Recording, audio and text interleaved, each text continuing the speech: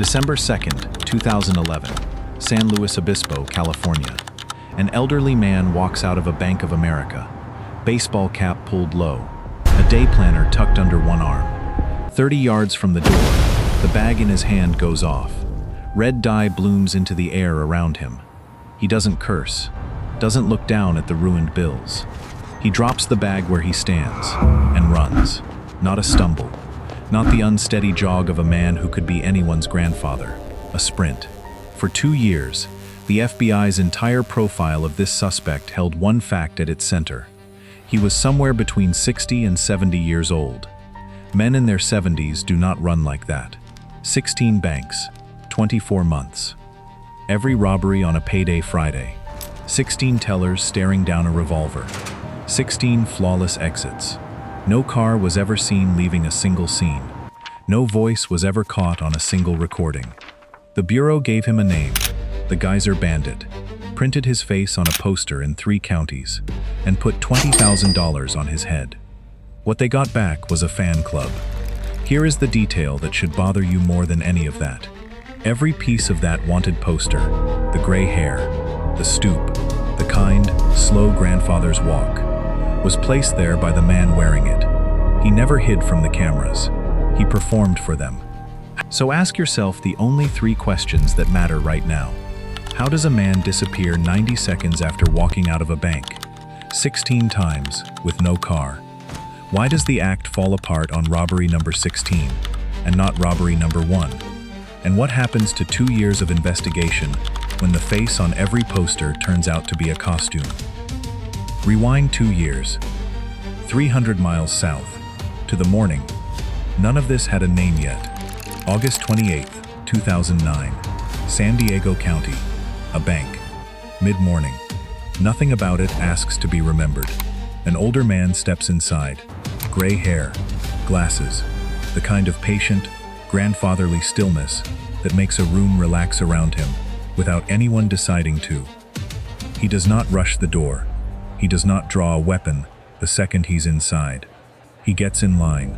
He waits his turn, like every other customer in the building, because a man who waits does not register as a threat, and a threat is the only thing a teller, a camera, and a silent alarm are trained to notice. When he reaches the counter, he doesn't speak. He slides across a handwritten note.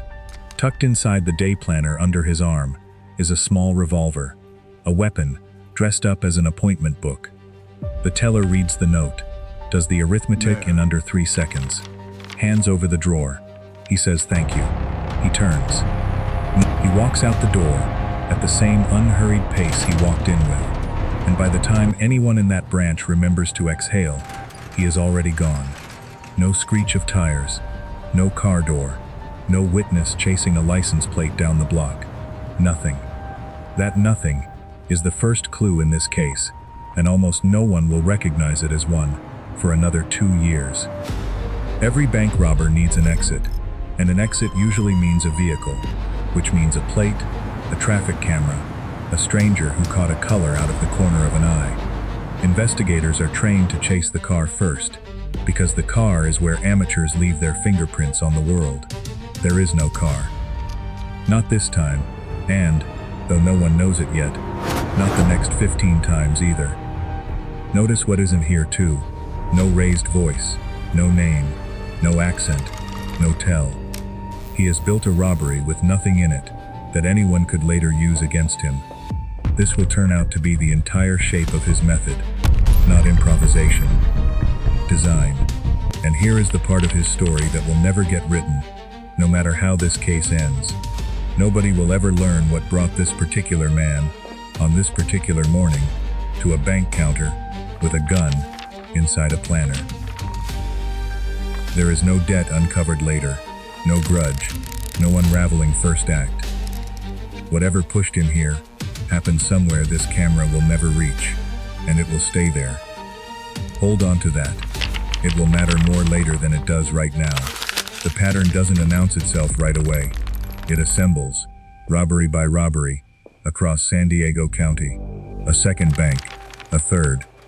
Always on a Friday, payday Friday, when a branch's cash reserves sit at their heaviest for the week. Always off-peak, when the lobby is thin and the staff are stretched. Always the same unhurried entrance, the same silent note, the same vanishing act. He never fires the gun. He never reaches over the counter to take the money himself. He waits for it to be handed to him. He never lets his own voice touch a recording device, not once, in any of it. Every choice strips away one more thing a detective could use later. This is a man who has thought about this longer than the people chasing him. By the time the FBI has enough robberies to call it a pattern, they do what an agency does with a serial offender. They give him a name, something for the file, something for the press, something that makes a faceless man feel catchable. The Geyser Bandit, and alongside the name, they publish a profile, built from hours of high-resolution footage, a dozen clean angles on the same face. White male, roughly 6 feet tall, around 190 pounds, gray hair, somewhere in his 60s or 70s. It is a good profile. It is built from everything the cameras recorded. Here is the detail, worth holding on to for the rest of this story. Every piece of it, the height, the hair, the stoop, the calm, was handed to investigators by the suspect himself. The Bureau did not discover this description. It received it. From this morning forward, every agent, every tip line, every poster in 3 counties is hunting an old man. And the man they're hunting is the one who wrote the description they're using to find him. There's an old line among the people who build criminal profiles for a living. We only catch the dumb ones. The patient ones walk between the raindrops for years. The case crosses county lines next, north, away from San Diego, toward Kern County. He is no longer a local problem. How far is a man willing to drive for 90 seconds of work? And how does a face caught clearly on camera, a dozen times, tell investigators almost nothing at all? By 2010, the case has stopped being a local nuisance. It has become a priority, and the FBI answers the only way a modern agency knows how, by escalating. The reward climbs to $20,000. Wanted posters go up in every county he's touched. Local news runs the surveillance stills on a loop. That same calm, gray-haired face, staring out of 100,000 television screens at once. And the tip lines light up, which should feel like progress, and turns out to be the opposite. The profile that was supposed to find him contains a flaw simple enough to be almost elegant. Elderly white male, gray hair, glasses, average build. In Southern California alone, that description fits hundreds of thousands of men. The disguise has weaponized the most overlooked demographic in the country, and now it's loose in a region full of his own doubles. Yes, hello. Every tip becomes a different harmless grandfather. A neighbor who seems a little off. That's just your uncle. The mailman's uncle. Thank you for your time, ma'am. The quiet man 2 pews back at Mr. church. Henderson, we Each verified one your costs attendance. agents Thank real you. hours, and each one ends all with right. a baffled What? retiree Is that with an it, then? alibi and a right to be left alone. This is the trap folded inside the profile itself. The more people who go looking for an old man, the more old men get reported, and the more time bleeds out of the investigation chasing the wrong ones. Every tool built to narrow the search instead multiplies the static around it. Then the public does something no one at the Bureau planned for. It picks a side, and it isn't theirs. A fan page appears online. The likes climb into the tens of thousands. Someone prints t-shirts. People are, in the middle of an active armed robbery spree, quietly rooting for the robber. For an agency built on the authority of being taken seriously, there is no clean way to win against a meme. Every press release lands a little softer once the suspect has fans. But the real point of no return in this story doesn't belong to the public, and it doesn't belong to the man with the planner. It belongs to the Bureau itself, and it already happened, quietly, the moment they put a name and a face on a wanted poster and called it a description. From here forward, every resource the FBI spends will be spent chasing the character he built for them, not the man underneath it. They don't know that yet. He does. This is the part of the case file that should be the most boring, and isn't. 16 robberies, and on paper, they all look the same. Morning or mid-morning, Friday, off-peak, gray hair, glasses, planner, Note, gone. But look at what doesn't change.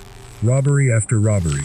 And it stops looking like routine and starts looking like discipline, held under pressure for 2 straight years. The cap, He never the speeds glasses. up. Surveillance footage from 3 different We didn't counties discover shows this. the same unhurried walk-in, He gave it to us. the same unhurried walk-out, whether it's his 3rd robbery or his 13th. A man who has rehearsed patience long enough that it no longer costs him anything to perform it. He never improvises a way to make more money. He never grabs an extra register, never lingers near the vault, never raises the stakes on himself even once in 16 tries. Every robbery takes exactly what's handed across the counter, and not $1 more. He never lets a teller see his hands shake. Across more than a dozen separate incidents, in more than a dozen separate branches, not one report describes hesitation.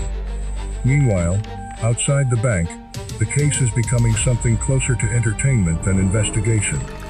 A reward poster goes up next to a coffee shop bulletin board, advertising a yard sale.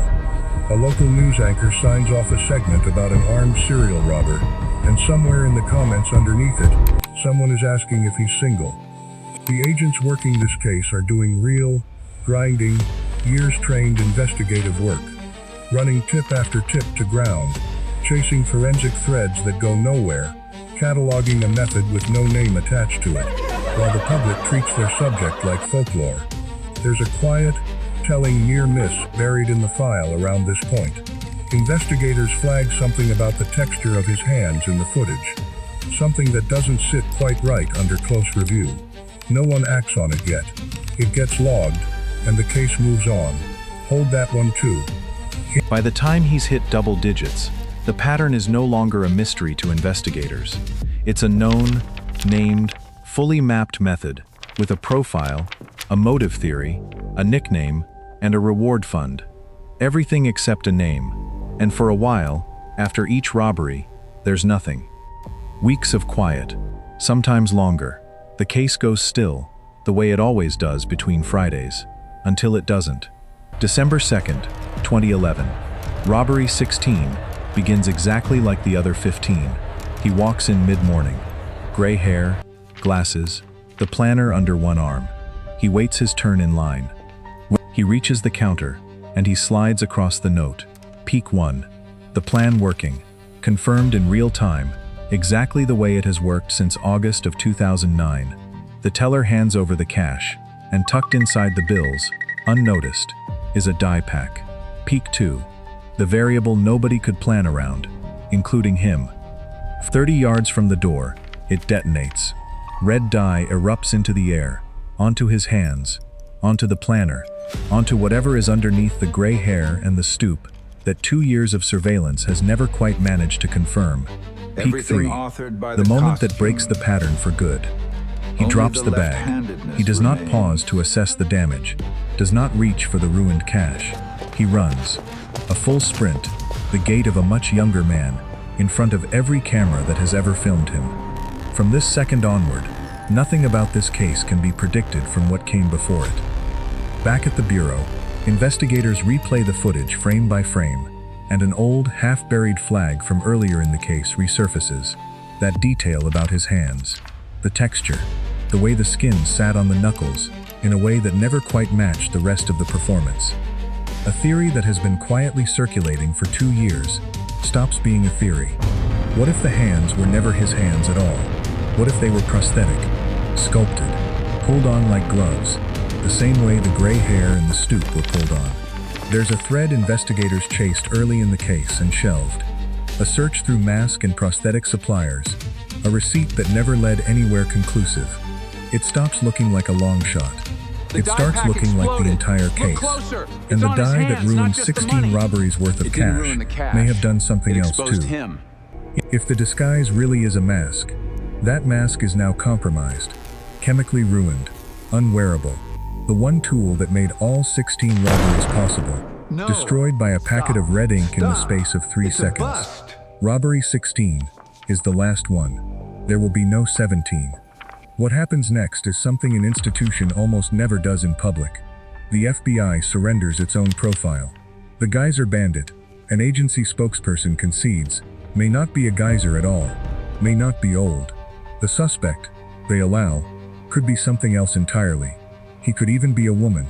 Sit with that for a second. White male, 6 feet, 190 pounds, 60s to 70s. The description that built a fan club, sold t-shirts, and put $20,000 on the table has just been quietly walked back to nothing. 2 years of investigation did not narrow this suspect down. It widened him until he could be almost anyone, and every detail that fell away in that one sentence was a detail the man inside the costume installed there himself. Go back to part 3. The Bureau didn't discover that profile. It received it. This is the moment that line stops being a clever observation and becomes the entire case. He didn't hide from the cameras.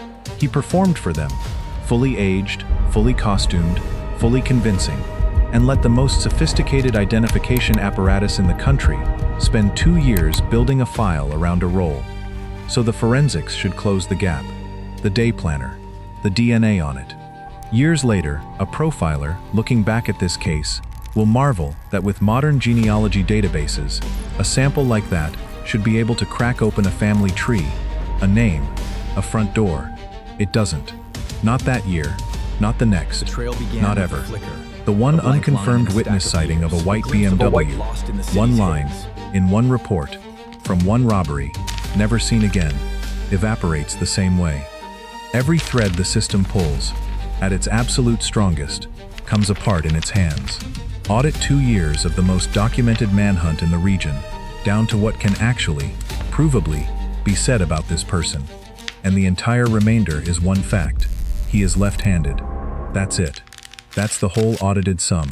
Everything else, the age, the build, the hair, the stoop, the face, even the hands, was authored, on purpose, by the one person in this story who has never once been seen without a costume on. Every robbery has a clock attached to it, began. and almost nobody Almost no watching one was this watching case the in real clocks. time Each Sheen's was Friday looking at the started another clocks. town. August 2009, First Bank, a statute of limitations timer starts running. Every Friday after it starts another one. 16 separate windows, each one ticking down toward the date after which no charge will ever be possible for that specific robbery, no matter what gets discovered later. One by one, they close. The first robbery's window goes dark, with no charge filed. Then the second, then the third. Down the line, like lights going out one at a time along a corridor, until the last one closes and the corridor While is we black. acknowledge the tragic The loss, FBI's the Geyser statement, Bandit case when it has finally reached an comes, institutional is closure. precise, We will not in a be way that taking further matters. questions at The this case time. is closed, not solved, closed. That distinction is the entire point of this story. Closed means there is nothing left that can be done. Not that there's nothing left to learn. The DNA still exists. Genealogy technology keeps improving every year. A confession, a deathbed letter, a relative who finally talks. Any of it could still put a name to this sample, someday. But a name, even now, buys nothing in a courtroom. No arrest, no charge, no trial, no cell. There is no longer a single door in the American legal system that opens onto a consequence for this person. And that's been true, silently, for longer than most of the public following this case has realized. The costs of that were never abstract. 16 tellers spent what one of them later called the most frightening 90 seconds of her life, staring down a revolver, hidden inside an appointment book, so that this case could eventually get filed, online, under the word victimless.